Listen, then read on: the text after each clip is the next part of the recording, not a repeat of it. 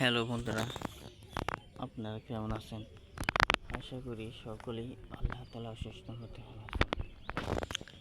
তো আমাদের এই চ্যানেলের ভিডিও যারা দেখেন তাদেরকে অসংখ্য ধন্যবাদ।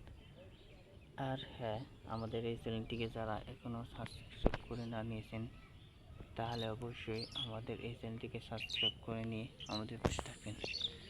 তো প্রিয় ভাই বন্ধুরা, আজকে একটি জমি দেখাচ্ছি। তো সেই জমিতে বন্ধুরা উপর দিয়ে লাউ গাছ, থুম্বা গাছ, উস্তা গাছ রোপণ করে নিয়েছে এবং পাশ দিয়ে এই দেখতে পাচ্ছেন মরিচ গাছের চারা রোপণ করে নিয়েছে এবং নিচ দিয়ে দেখেন বন্ধুরা পাট শাক রোপণ করে নিয়েছে।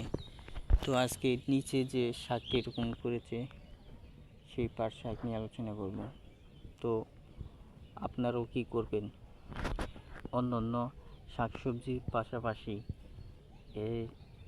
এই জমি কৃষক ভাই যেভাবে পাট শাক চাষ করে নিয়েছে ঠিক তেমনিভাবেও আপনারাও যদি এরকম জমি থাকে তাহলে আপনারাও এরকম জমিতে সেম একই নিয়মে পাট শাক চাষাবাদ করে নিয়ে নিন।